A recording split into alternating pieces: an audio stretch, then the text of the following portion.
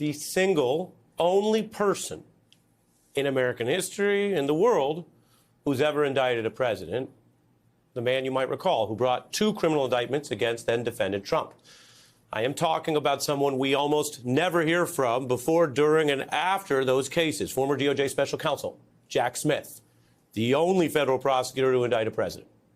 He just doesn't speak much. You might recall that if you remember those busy periods during his 2 cases over the past years. But he has now, the news tonight, made this rare public appearance.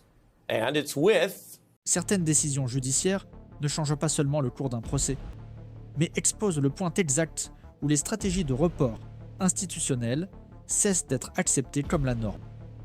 Le 15 décembre, dans une salle du tribunal fédéral de Washington, la juge Tanya Chutkan a ordonné à l'équipe juridique de Donald Trump de présenter dans un délai de 5 jours un inventaire complet et individualisé des documents retenus sous prétexte de privilèges. Cette ordonnance, directe dans sa formulation et précise dans ses exigences, a non seulement interrompu le flux habituel de demandes de prolongation, mais a également imposé un nouveau paramètre de contrôle sur les motifs utilisés pour éviter la remise de documents potentiellement probants. Cet épisode a considérablement modifié le rythme du traitement de l'affaire lié aux événements du 6 janvier et a suscité, en temps réel, des réactions coordonnées à l'intérieur et à l'extérieur de la sphère procédurale.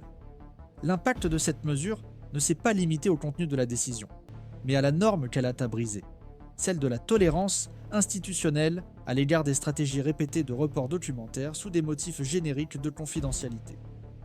Bien que rédigée dans les termes techniques attendus, l'instruction judiciaire a été interprétée par des analystes expérimentés comme un signal clair, indiquant que la magistrate considérait désormais les comportements procéduraux de la défense comme incompatibles avec les objectifs de la procédure pénale fédérale. L'enjeu n'était pas seulement l'accès au registre de communication interne entre les conseillers politiques et les conseillers juridiques, mais le modèle même de gestion du temps procédural adopté par les défendeurs influents. Pendant des mois, l'équipe de Trump a soutenu qu'une grande partie des documents demandés étaient protégés par divers secrets, exécutifs, juridiques, stratégiques, et que la collecte, l'examen et le classement de ces documents nécessiteraient des délais successivement prolongés. À chaque nouvelle demande, la justification s'appuyait sur des complexités techniques et sur le volume important de fichiers à analyser. Ce discours a été, dans une certaine mesure, bien accueilli dans les décisions précédentes de la Cour. Mais il a perdu de sa force à mesure que les délais expiraient sans que les documents ne soient remis.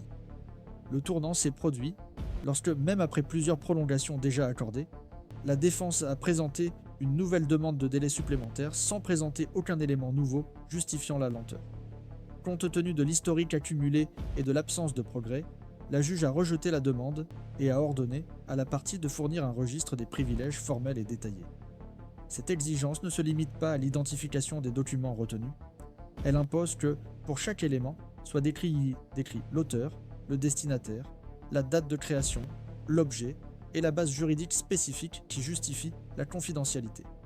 La Cour exige donc non seulement des déclarations, mais aussi des justifications traçables, vérifiables et individualisées. Le résultat pratique de cette décision est le renversement de la logique antérieure. C'est désormais à la défense de justifier, au cas par cas, la rétention de chaque document, sous peine de perdre éventuellement le droit au secret et, en dernier ressort, de sanctions pour non-respect. Ce changement d'attitude judiciaire s'inscrit dans un contexte plus large d'insatisfaction institutionnelle face à l'utilisation extensive des prérogatives de la défense dans les litiges à forte composante politique. La répétition de manœuvres, bien que techniquement légitime dans des situations spécifiques, est observée avec un scepticisme croissant lorsqu'elle devient un comportement récurrent. La décision de la juge, en ce sens, est interprétée par une partie de la communauté juridique comme un effort de rééquilibrage entre les garanties d'une défense complète et l'intégrité fonctionnelle de la procédure pénale. Il ne s'agit pas de restreindre les droits, mais d'éviter que ces droits ne soient utilisés comme un bouclier pour empêcher l'avancement de la procédure. En coulisses, la réaction a été immédiate. Selon certaines informations, les membres du cercle juridique, le plus proche de Trump, ont commencé à examiner à un rythme accéléré les archives documentaires relatives à ces services exécutifs à la période de transition présidentielle, afin de déterminer avec précision quels documents pourraient effectivement justifier une demande de protection et lesquels seraient susceptibles d'être soumis à une obligation de remise. La difficulté, cependant, va au-delà de l'organisation technique. Bon nombre des documents mentionnés font référence à des communications internes sur les stratégies électorales, à des échanges de messages entre des conseillers proches du président et à des discussions sur la manière de réagir aux résultats électoraux déjà certifiés. Ces communications, désormais susceptibles d'être examinées par la justice, sont susceptibles d'affecter non seulement la défense formelle dans le cadre de la procédure en cours, mais aussi la position juridique des tiers impliqués dans les décisions stratégiques de cette période. Même si les détails de l'ordonnance ont été formalisés dans le cadre d'une seule procédure, les implications sont perçues comme indicatives d'un possible changement dans le comportement du pouvoir judiciaire face à des normes défensives qui, jusqu'alors, étaient tolérées au nom de la complexité des affaires. L'imposition de délais courts, l'exigence de justification individuelle et le risque explicite de sanctions représentent un nouveau scénario pour les défendeurs qui, jusqu'à présent, opérèrent dans l'attente d'un allongement continu des délais. Cette perception a eu des répercussions parmi les analystes qui suivent des procédures pile parallèles dans lesquelles la même logique de report a été observée. Le précédent n'est pas seulement juridique, il est comportemental et établit un jalon qui pourra être pris en compte dans les décisions futures d'autres tribunaux fédéraux.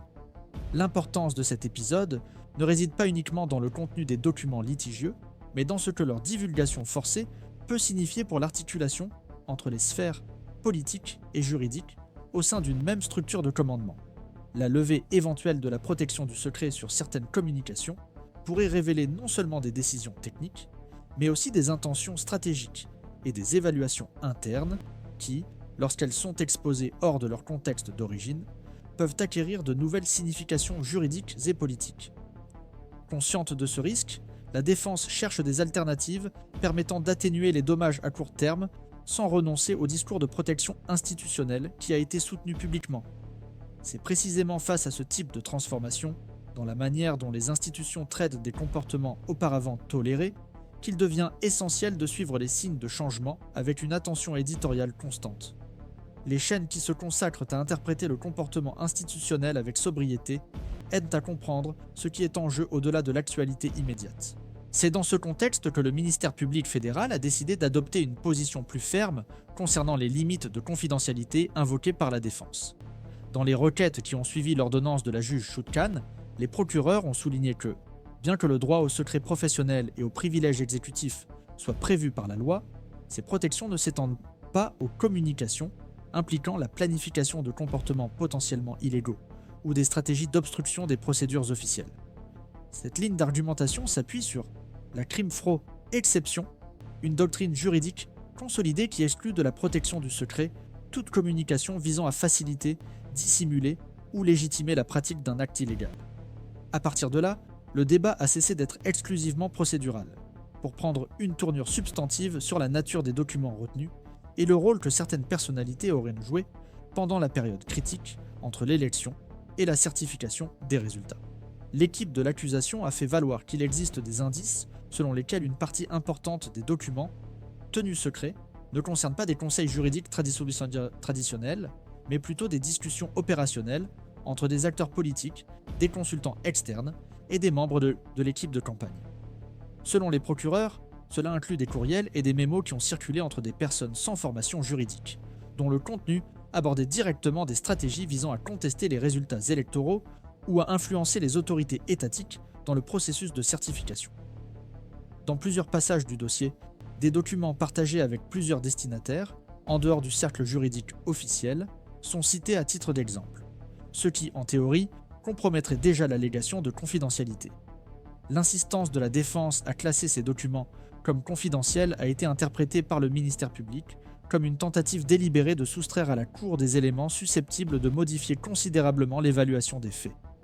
Cette convergence aide à comprendre pourquoi la décision de la juge Chutkan a été accueillie avec une attention particulière par d'autres instances impliquées dans des procédures connexes, notamment le comité d'éthique du Congrès, des représentants du département des Archives nationales et des membres du système judiciaire militaire qui surveillent les développements possibles dans des sphères parallèles. Chacun de ces acteurs opère de manière autonome, mais ils partagent un intérêt institutionnel commun pour la préservation des mécanismes de responsabilisation. La réponse de la magistrate à la conduite de la défense transcende donc le cas individuel, en servant d'indicateur du seuil de tolérance institutionnelle face aux stratégies qui cherchent à saper la transparence documentaire dans le cadre d'enquêtes criminelles. Il ne s'agit pas d'une coordination formelle entre les organes, mais d'une synchronisation des réponses qui émergent face à la récurrence de schémas qui remettent en cause les limites opérationnelles du système. En outre, les secteurs de l'avocature publique et du monde universitaire se sont mobilisés pour suivre les développements de l'affaire comme une étude de terrain sur l'efficacité des garanties constitutionnelles dans des contextes de forte tension institutionnelle. Plusieurs centres de recherche en droit constitutionnel ont entamé des analyses comparatives sur l'utilisation du privilège exécutif dans les démocraties consolidées, en prenant l'affaire comme point de départ pour réfléchir aux limites entre protection institutionnelle et opacité délibérée. Certaines de ces analyses soulignent que le recours prolongé et stratégique à des protections juridiques, sans justification technique compatible, peut nuire à la légitimité des mécanismes, même qui devraient garantir le respect des procédures légales. Ce débat se répercute au sein des institutions et suggère qu'au-delà du jugement d'un président, une évaluation plus large du rôle des procédures juridiques dans des contextes hautement politisés est en cours. En imposant un délai très court et des conditions techniques rigoureuses, la juge Chutkan a ressorti des instruments peu utilisés de l'arsenal judiciaire, tels que le privilège log, avec des paramètres de description rigides. Ce mécanisme oblige la défense à s'exposer techniquement devant le système même qu'elle tente d'éviter. L'exigence de granularité dans la description des documents fait que chaque allégation de confidentialité se transforme en un acte public de responsabilisation argumentative. Cela met la pression non seulement sur les avocats qui signent les pièces, mais aussi sur les destinataires et auteurs éventuels des documents, dont les noms et les rôles peuvent être rendus publics si le privilège était refusé. Le processus déplace ainsi la discussion du domaine des allégations génériques vers celui des décisions traçables, dans lequel chaque mot écrit comporte un risque juridique. Cette reconfiguration de la logique procédurale a également obligé le ministère public à réorganiser sa stratégie d'analyse. Dans la perspective que de nouveaux documents soient rendus publics par décision judiciaire ou en raison de la fragilité des justifications présentées, les procureurs ont commencé à trier en parallèle les documents obtenus par des voies externes, tels que des dépositions, des copies envoyées par des tiers ou des registres publics, dans le but de croiser les informations et d'identifier les incohérences. Cette démarche pourrait donner lieu à de nouvelles demandes de production de preuves, à la réouverture d'enquêtes et, éventuellement, à la reclassification de comportements initialement traités comme administratifs ou électoraux. Chaque document divulgué ou mal justifié peut donc avoir des effets en cascade sur la portée de la procédure et sur les risques individuels encourus par les différentes personnes impliquées. À ce stade, on observe déjà une transition de l'attention exclusivement portée sur la figure de Trump vers une observation plus large de son réseau de soutien institutionnel. Des personnalités qui s'apparentaient auparavant comme des consultants externes ou des opérateurs politiques voient désormais leur nom directement associé à la chaîne de production documentaire en cours d'analyse. Ce changement élargit la zone de risque et redistribue le centre de gravité du processus, plaçant également sous surveillance juridique ceux qui ont participé à la formulation et à l'exécution de stratégies de résistance institutionnelle après la certification électorale. Le système fonctionne ainsi sur plusieurs fronts, suivant non seulement les actes de commandement, mais aussi les maillons intermédiaires d'exécution et de conseil. Face à un scénario qui devient progressivement plus technique et moins dépendant des discours publics, le suivi qualifié des mouvements juridiques permet d'observer des nuances qui échappent nos regards immédiats. L'analyse continue, basée sur des documents, des décisions et des normes institutionnelles, aide à comprendre la portée et les limites des décisions qui ne sont pas seulement judiciaires, mais aussi structurelles. Certaines décisions judiciaires ne changent pas seulement le cours d'un procès, mais exposent le point exact où les stratégies de report institutionnel cessent d'être acceptées comme la norme. Le 15 décembre, dans une salle du tribunal fédéral de Washington, la juge Tanya Chutkan a ordonné à l'équipe juridique de Donald Trump de présenter dans un délai de 5 jours un inventaire complet et individualisé des documents retenus sous prétexte de privilèges. Cette ordonnance, directe dans sa formulation et précise dans ses exigences, a non seulement interrompu le flux habituel de demandes de prolongation, mais a également imposé un nouveau paramètre de contrôle sur les motifs utilisés pour éviter la remise de documents potentiellement probants. Cet épisode a considérablement modifié le rythme du traitement de l'affaire lié aux événements du 6 janvier et a suscité, en temps réel, des réactions coordonnées à l'intérieur et à l'extérieur de la sphère procédurale. L'impact de cette mesure ne s'est pas limité au contenu de la décision, mais à la norme qu'elle a brisée, celle de la tolérance institutionnelle à l'égard des stratégies répétées de report documentaire sous des motifs génériques de confidentialité. Bien que rédigée dans les termes techniques attendus, l'instruction judiciaire a été interprétée par des analystes expérimentés comme un signal clair, indiquant que la magistrate considérait désormais les comportements procéduraux de la défense comme incompatibles avec les objectifs de la procédure pénale fédérale. L'enjeu n'était pas seulement l'accès au registre de communication interne entre les conseillers politiques et les conseillers juridiques, mais le modèle même de gestion du temps procédural adopté par les défendeurs influents. Pendant des mois, l'équipe de Trump a soutenu qu'une grande partie des documents demandés étaient protégés par divers secrets, exécutifs, juridiques, stratégiques, et que la collecte, l'examen et le classement de ces documents nécessiteraient des délais successivement prolongés. À chaque nouvelle demande, la justification s'appuyait sur des complexités techniques et sur le volume important de fichiers à analyser. Ce discours a été, dans une certaine mesure, bien accueilli dans les décisions précédentes de la Cour. Mais il a perdu de sa force à mesure que les délais expiraient sans que les documents ne soient remis.